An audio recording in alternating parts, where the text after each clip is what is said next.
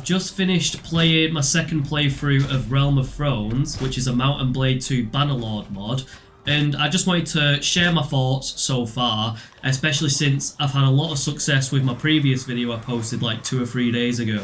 So welcome all the new people.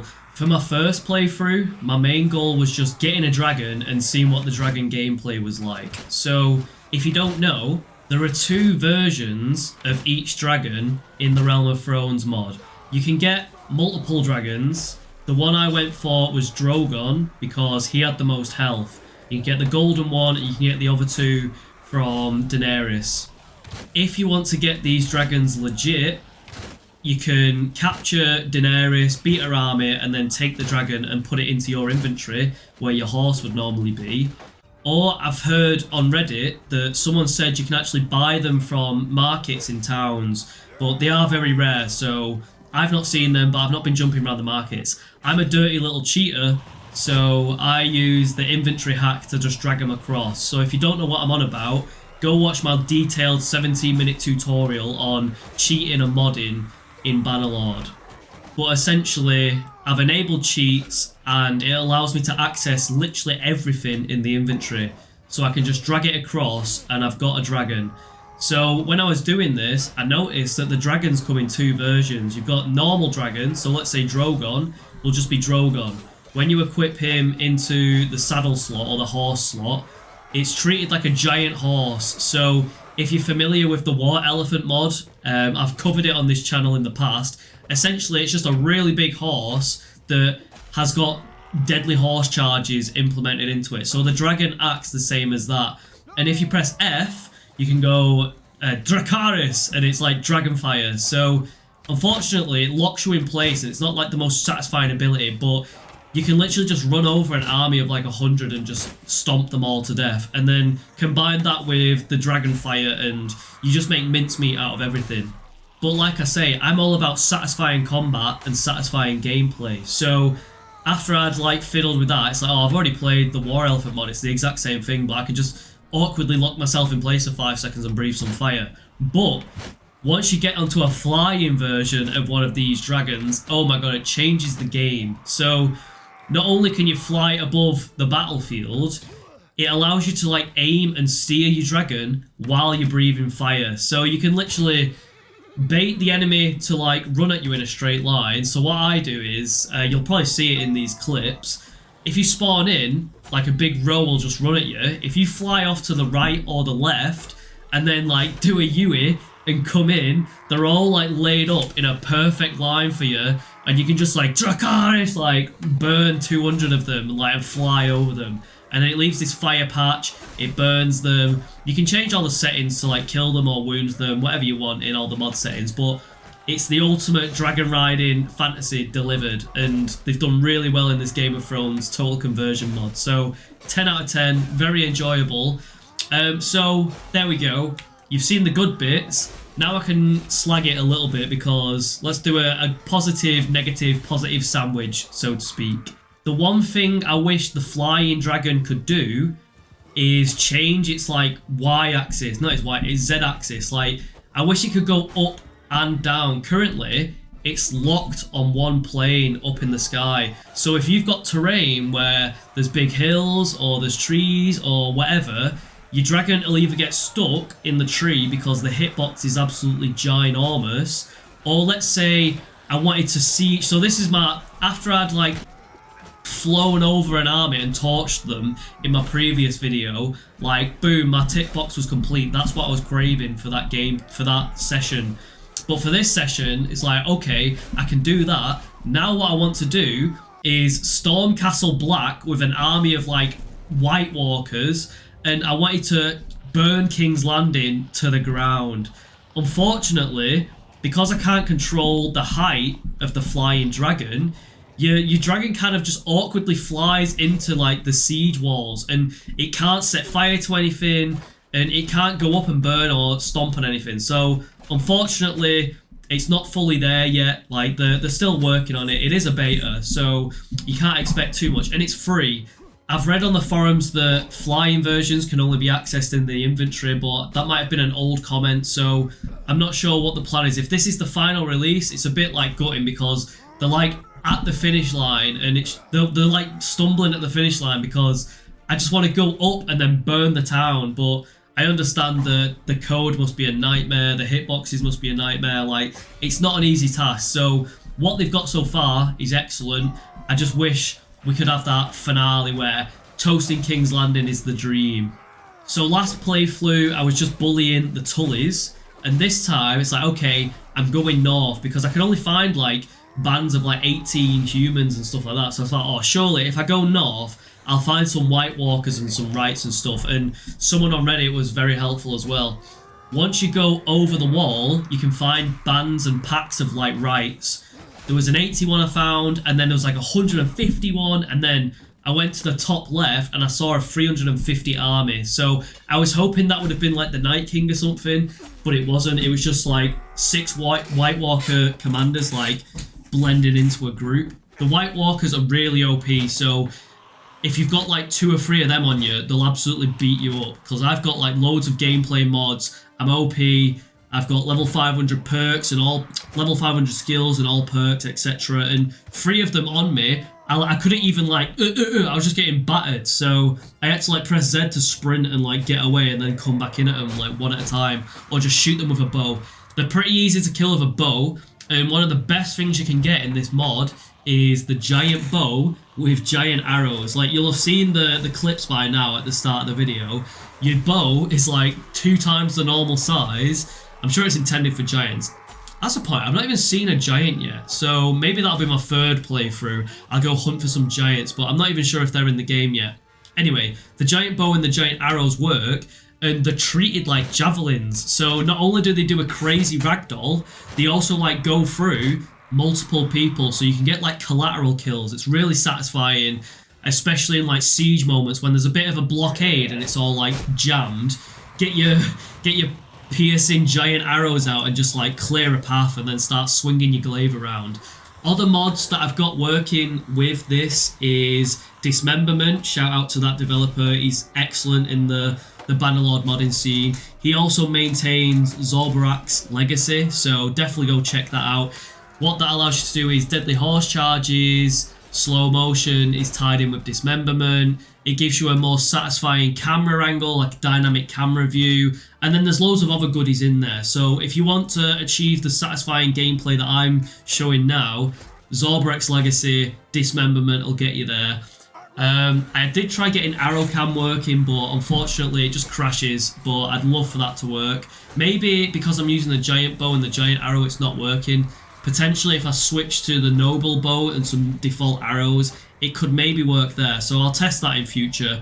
Faster movement works, that's why you can see all the troops running at 200 miles an hour. So I've essentially doubled my speed and I've doubled their speed because I don't like how slow and groggy the game is. It feels like you're playing in glue. Like, I get they're trying to be realistic, but at the end of the day a game should be fun, but that's just my opinion. It is what it is. While I'm ranting, get rid of or give me a way to get rid of the animation lock when I fall off a tiny little pebble. Do you know what I mean? Like, fair enough if I jump off some castle walls, it like, boom, superhero landing. I rant about this all the time, so if you're a regular, you'll have heard this rant before. But I hate that when I'm doing all this crazy ninja gameplay, I'll like jump down a hill the tiniest bit, and my character will just like hug the ground like a cringe lord and just does my head in. I wish I could remove that animation lock. I know for a fact you can do it because I've seen someone do like a parkour assassination mod where you literally didn't have that fall damage animation lock anymore, but the developer didn't reply to me and I couldn't figure it out. So if you know how to get rid of this animation lock, please leave a comment. And then the other mod I use is Z crouch to sprint, and then I've modified the speed modifier to 100x, so that's why I'm like crouching and then sprinting at 200 miles an hour. It's like a heavily modified mod. It's like a mod. But I think I've said everything I need to say. Leave a comment. What do you want to see? What other mods should I cover? How's your day going? What are you enjoying about Bannerlord, etc. Love you all. Hasta la vista. Peace.